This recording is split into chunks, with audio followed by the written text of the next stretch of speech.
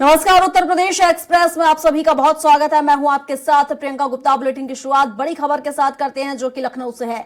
2 दिवसीय मध्य प्रदेश दौरे पर हैं सीएम योगी आदित्यनाथ। सीएम योगी के मध्य प्रदेश दौरे का ये दूसरा दिन है।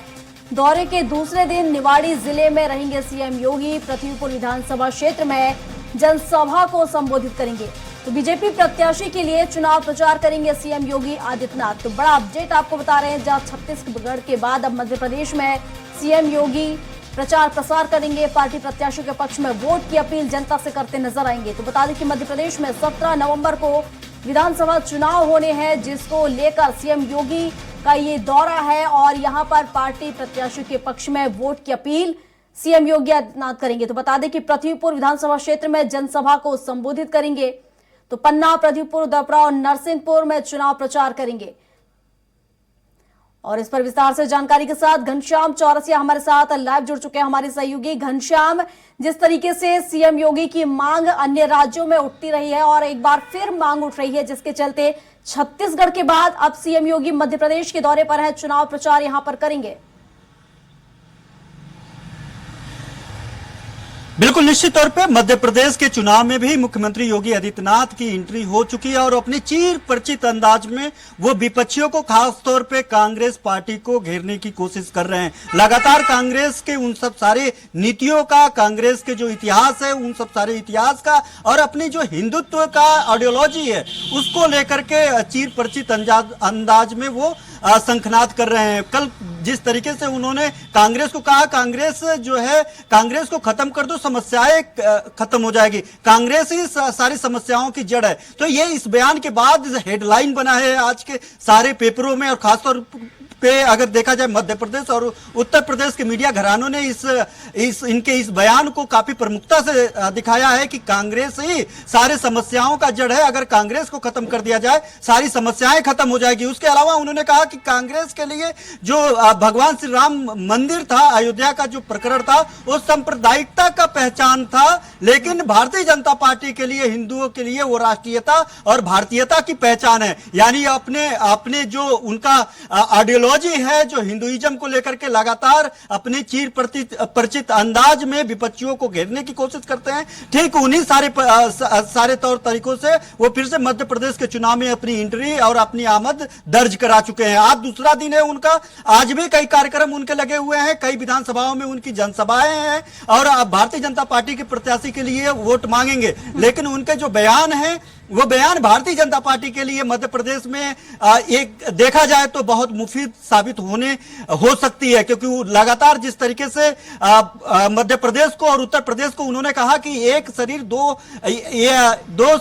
शरीर एक आत्मा है। मध्य प्रदेश और उत्तर प्रदेश दोनों को अगर देखा जाए तो यहाँ की संस्कृति, यहाँ की भारतीयता, यहाँ की विविधता और यहाँ का जो माहौल है वो दोनों एक तरीके का है, यानी एक आत्मा जैसा है। तो जाहिर बात है कि मध्य प्रदेश को उत्तर प्रदेश से जोड़ करके दिखाया उन्होंने। दूसरी सबसे बड़ी बात जो उन्होंने बुलडोजर बाबा का हर चुनाव अभियान में, चाहे उत्तर प्रदेश का चुनाव हो चाहे भारत के किसी भी राज्य का चुनाव हो, बुलडोजर बाबा के नाम से मशहूर हो जाते हैं और भारतीय जनता पार्टी इसको भुनाने की कोशिश जरूर करती है। भारतीय जनता पार्टी अब इसको देखते हुए उनके पक्ष में लाने के लिए उन्होंने कहा कि जो माफिया है, माफिया शब्द उत्तर प्रदेश में इतिहास बन चुका है। यानी अब कोई नया माफिया पैदा नहीं हो रहा है। जो पुराने माफिया है या फिर उत्तर प्रदेश से भाग गए हैं या फिर जेलों के अंदर है या फिर उनका सीधे स्वर्गवास हो गया है। जाहिर बात है जिस तरीके से माफियाओं पर कार्रवाई की गई है उसको लेकर के उत्तर प्रदेश का नाम देश के पटल पर, राष्ट्रीय फलक पे एक नाम हुआ है कि इस तरीके से कार्रवाई की गई है। उसको लेकर के मध्य प्रदेश में वोट मांगते हुए दिखाई दिए। उन्होंने कहा कि जो माफिया है उत्तर प्रदेश में वो इतिहास, ये सब भी इतिहास बन चुका है, यानी माफियाओं का उत्तर प्रदेश से खात्मा हो चुका है। जाहिर बात है वो मध्य प्रदेश में बुलडोजर की जो कार्रवाइयां रही हैं माफियाओं को लेकर के, जो सीएम योगी आदित्यनाथ का जो फेस रहा है उसको भुनाने की कोशिश कर रहे थे। इसके अलावा राम मंदिर को लेकर के भी उन्होंने कांग्रेस पार्टी को घेरा। उन्होंने कहा कि नेहरू जी अपने आप को एक्सीडेंटल प्राइम मिनिस्टर बताते थे, एक्सीडेंट हुआ और कांग्रेसी पैदा हो गए। इस तरीके का भी शब्दों का उन्होंने प्रयोग किया था। और इसके अलावा अगर बात करें तो मुख्यमंत्री योगी आदित्यनाथ अपने चिर परिचित अंदाज में हिंदुओं के बारे में भी बात कही। उन्होंने कहा कि कांग्रेस पार्टी कहती थी कि देश का सारा संसाधन मुसलमानों का है, लेकिन अब हिंदू जानता है और खासतौर पे हिंदू युवा जो है वो कांग्रेस को कभी माफ नहीं करेगा। यानी उनको जो जज्बात था उस जज्बात को उकेरने की कोशिश कर रहे थे सीएम योगी आदित्यनाथ, ताकि मध्य प्रदेश में भारतीय जनता पार्टी का जो प्रत्याशी हो उसके लिए बेहतर और मुफीद रास्ता बनाया जा सके, उनके लिए वोट कन्वर्ट किया जा सके। जी प्रियंका। बिल्कुल घनश्याम, अगर हम देखें सनातन धर्म में एक बड़ा चेहरा है सीएम योगी आदित्यनाथ, और जिस तरीके से वो चुनावी राज्यों में दौरे कर रहे हैं, तो क्या मध्य प्रदेश में जो 17 नवंबर को मतदान होना है उसमें इसका असर देखने को मिलेगा? बिल्कुल निश्चित तौर पे स्टार प्रचारक भारतीय जनता पार्टी के हैं और इसीलिए ऐसे वक्त में उनकी एंट्री हुई है। पहले से ही डेट फिक्स था कि 7 नवंबर 8 नवंबर के मध्य प्रदेश के दौरे पे रहेंगे। हालांकि अगर देखा जाए तो राजस्थान छत्तीसगढ़ का वो दौरा पहले भी कर चुके हैं, लेकिन मध्य प्रदेश में ऐसे वक्त में उनको लाने का एक ही मकसद था कि जब पहले चरण का जब चुनाव हो मध्य प्रदेश में 10 दिन का सिर्फ 10 दिन का बाकी है, 9-10 दिन का मध्य प्रदेश के पहले चरण का चुनाव होने में। अब वो मतदान के पहले इसीलिए उनको लाया गया है कि जो थोड़ा सा कोर कसर हो, मुख्यमंत्री योगी आदित्यनाथ के वहां पे जाने पे वो माहौल बनाया जा सके, वो काकस बनाया जा सके। उस माहौल और काकस के बीच जो वोट है, जो वो भीड़ है, जो उनके चाहने वाले हैं, उनको जो है मतदाता के रूप में कन्वर्ट किया जा सके, भारतीय जनता पार्टी के मतदाता के रूप में कन्वर्ट किया जा सके। और इसी को लेकर के अब जो है मुख्यमंत्री योगी आदित्यनाथ अपने चीर परिचित अंदाज में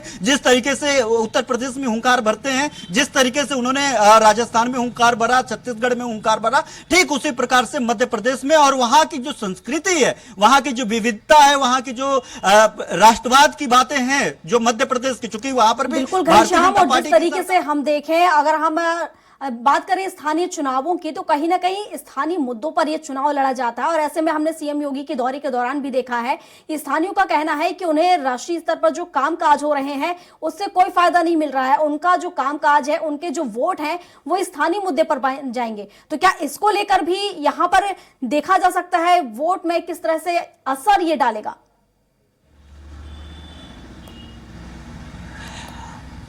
देखिए प्रियंका जी, अगर देखा जाए, अगर राजनीतिक पंडितों की अगर बात माने तो 10% वोट ऐसा होता है जो वोटिंग होती है। 10% वोट ऐसा होता है जो फ्लैक्चुएट होता है, कभी इधर जा सकता है, कभी उधर जा सकता है। उनको ऐन वक्त पे अगर उनको कन्वर्ट करवा लिया जाए, जो पार्टी कन्वर्ट करवा ले जाती है अपने पक्ष में, वही पार्टी जीत जाती है। जो कोर वोटर्स कांग्रेस पार्टी के हैं वो कांग्रेस को देंगे, जो core voter Bharatiya Janata party के हैं वो भारतीय जनता पार्टी को देंगे। जो लोग कंफ्यूज होते हैं, नोटा दबा देते हैं, या फिर ऐसे लोग जो ये नेता होते हैं, चाहे मुख्यमंत्री योगी आदित्यनाथ के बयान के बाद वो प्रभावित हो, चाहे मुख्यमंत्री वहां के मुख्यमंत्री शिवराज सिंह चौहान से प्रभावित हो, कमलनाथ सिंह से प्रभावित हो, समाजवादी पार्टी जैसे पार्टियां भी वहां पे जो बॉर्डर क्षेत्र है वहां से चुनाव लड़ रही हैं, निर्दलीय प्रत्याशी भी हैं, उनसे प्रभावित हो। जो लोग इन 10 दिनों में अंतिम वक्त में ऐसे 10% लोगों को अपने तरफ रिझाने की कोशिश करते। देखने वाली बात होगी 3 दिसंबर को जो मतगणना होगी, उसमें पता चलेगा कि आखिर जिस तरीके से चुनाव प्रचार किया जा रहा है